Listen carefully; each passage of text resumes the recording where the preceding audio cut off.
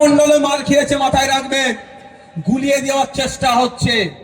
এই বিজেপি শুধুমাত্র মুসলমানের বিরুদ্ধে নয়, এই বিজেপি খেটে খাওয়া মানুষের বিরুদ্ধে, এই বিজেপি সম্প্রীতির বিরুদ্ধে, এই বিজেপি ঐক্যের বিরুদ্ধে। তাই এই বিজেপির বিরুদ্ধে সকলকে ঐক্যবদ্ধ লড়াই করতে হবে। ওরা কি করেছে, ওদের অপরাধটা কি? ও যেখানে ওরা সারা বছর ওখানে প্যাটিস বিক্রি করে, লোকজন আসে একটু প্যাটিস বিক্রি করে, ওই প্যাটিসটা নাকি চিকেন প্যাটিস ছিল, ওই জন্য মার খেতে হয়েছে। এবার আপনাকে বলি, ওই যে ছোলা নাকি বিক্রি করছিল এখানে, ওকে আমার যদি আমার না ভালো লাগে, আমি কি বলবো, ভাই এখান থেকে তুমি চলে যাও, ডিস্টার্ব হচ্ছে। এর থেকে বেশি কিছু বলা যাবে কি? ভাই তুমি চলে যাও। তা না করে যদি দুমদাম মার দেওয়া হয়, এটা মানে কোথায় দাঁড়াচ্ছে? তো গীতা পাঠের অনুষ্ঠানে চিকেন নাকি খাওয়া যাবে না। আমার হিন্দু সমাজ সম্পর্কে অত ডিপলি আমার মানে জ্ঞান নাই, আমি গীতা ডিপলি পড়িও নি, সুতরাং আমি বলতে পারবো না ওখানে লেখা আছে কি না নাই, আমি এই বিতর্কে যাব না।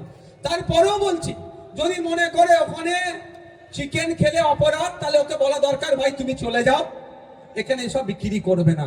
তার পরিবর্তে হামলা চালালো, প্রাণঘাতী হামলা, মব লিঞ্চিং করা হলো, তাকে ধরেনি।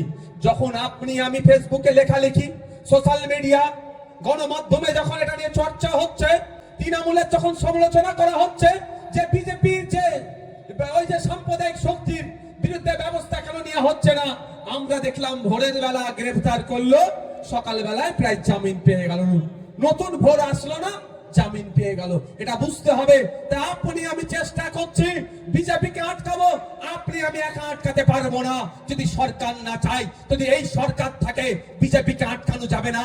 যদি বিজেপিকে আটকাতে চান, এই সরকারটাকে চেঞ্জ করতে হবে, তাহলে বিজেপি এমনি আটকে যাবে।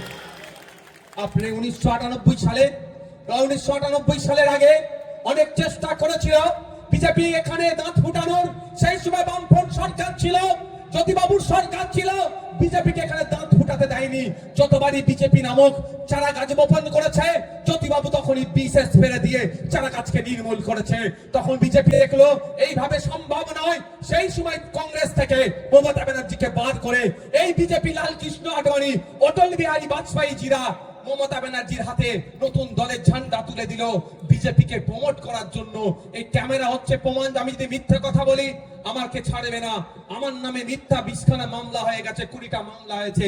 আর আমি যদি এখন ওদের নামে মিথ্যা কথা বলি, আমাকে ছেড়ে কথা বলবে না। তাই 1998 সালে বিজেপি দায়িত্ব নিয়ে তৃণমূল কংগ্রেসের জন্ম দিল, যাতে পশ্চিম বাংলায় বিজেপি চাষ করার জন্য অনুকূল পরিবেশ তৃণমূল তৈরি করে। তার প্রমাণ হচ্ছে 2011 সালের আগে পশ্চিম বাংলায় বিজেপি বলে কিছু আমরা জানতাম না। যারা বাপের বয়সী বাপেরা মায়েরা আছেন, মায়ের বয়সী আছেন, বলুন 2011 সালের আগে বিজেপি বলে কিছুই ছিল না। যেই তৃণমূল ক্ষমতায় আসলো, বিজেপি সেই ঘর থেকে বার হলো, সেই বিজেপি তার আসল রূপটা দিল। এতদিন পর্যন্ত মমতা ব্যানার্জি চাষ করেছে। তাই মাথায় ঢুকিয়ে নিতে হবে, যদি বিজেপিকে আমাকে হারাতে চাই, তৃণমূলকে আমাকে হারাতে হবে। যদি বিজেপিকে দুর্বল করতে চাই, তৃণমূলকে দুর্বল করতে হবে। পুরোপুরি যদি পশ্চিম বাংলায় বিজেপির এই সাম্প্রদায়িকতার বিরুদ্ধে যদি লড়তে চান, এই সরকারটাকেই পরিবর্তন করতে হবে।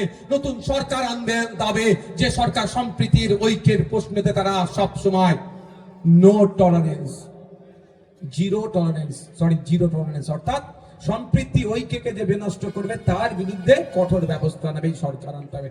আচ্ছা, আপনারা যেখানে বসে আছেন পায়ের নিচে দেখুন তো, শ্যামনগর এলাকার মানুষজন চাষি খুশি মানুষ তো নাকি সবাই কম বেশি, পায়ের নিচে কি আছে? মাঠ তো একটা, মাঠ তো, এটাও মাঠ, আর যেখানে গিয়ে ধান বপন করেন ওটাও তো মাঠ ভাই। এবার আপনাদের ভাইজান দেখেছেন বাজে কটা এখন?